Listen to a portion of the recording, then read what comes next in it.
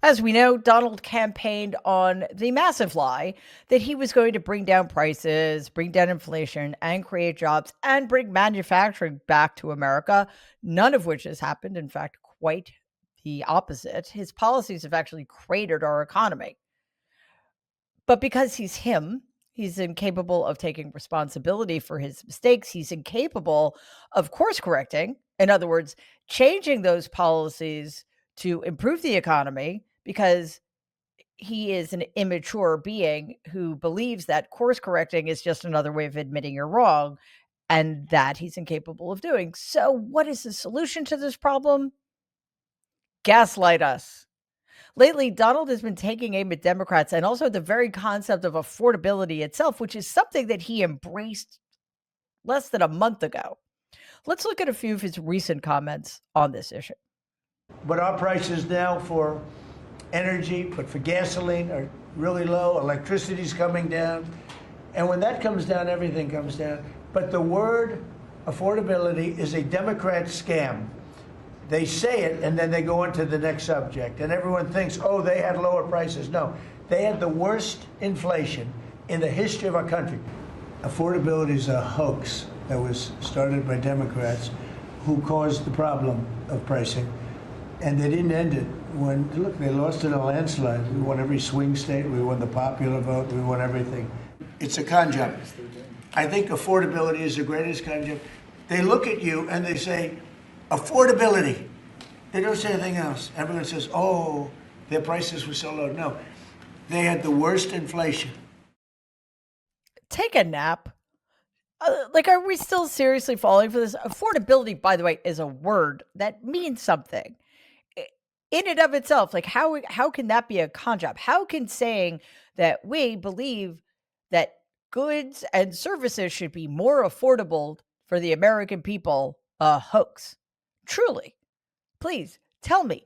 Also, why is he allowed to get away with making stuff up out of whole cloth to say that under the Democrats, and obviously he means within the last 4 years during President Biden's term, inflation was the worst it's ever been in history? Donald, can I introduce you to something called the Depression? Of course, all of the cold hard data do not support Donald's desperate lies. Lies he tells in the presence of other relatively sane human beings who allow him to go along with this farce. According to a new Politico Public First poll, more and more Americans are blaming Donald for the high cost of living.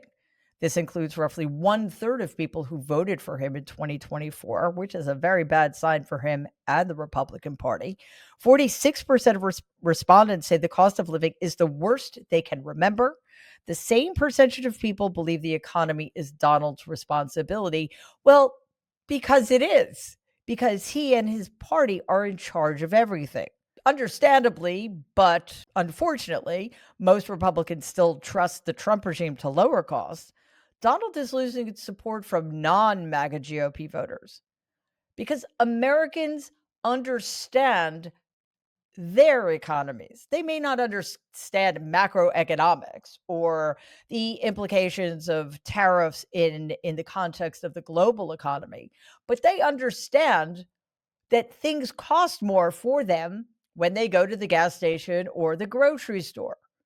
They know that they are getting less and less for their money. They know that their paychecks are not going as far.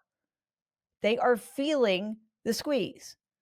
According to a recent SSRS poll for CNN, quote, 72% of Americans say the economy is in poor shape, and 61% that say Donald's policies are making the economy worse, unquote.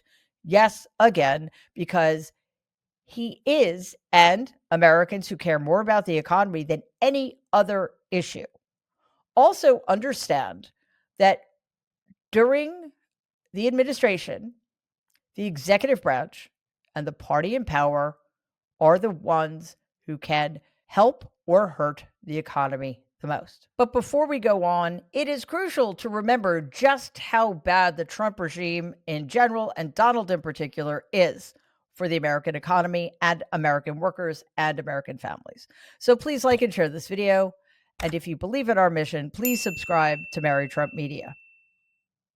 There's more bad news when it comes to job growth. According to the New York Times, the payroll company ADP reported a loss of 32,000 private sector jobs in November. This is the third drop in 4 months, raising concerns about a serious long-term economic slowdown. I just want to remind everybody that during President Biden's 4 years in office, he created 16 million jobs. And now, for 4 months in a row, the Trump regime has lost hundreds of thousands of them. On CNBC, senior economics reporter Steve Leisman explained these findings and how they connect to Donald's policies. Take a look.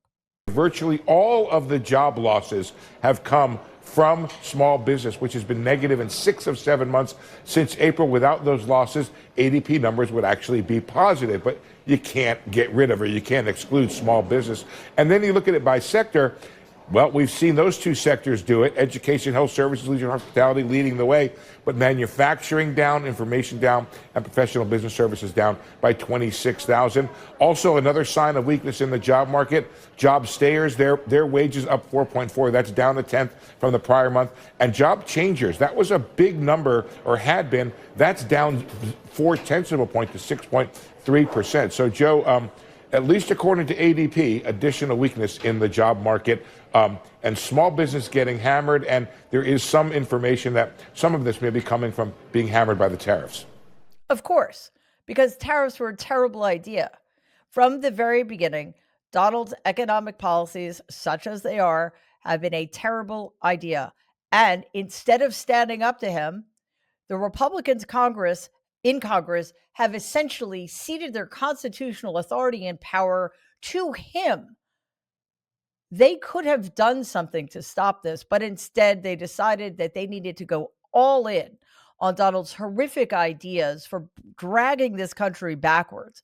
We are losing so much ground every single day because of the tariffs, because he's focusing on the wrong things.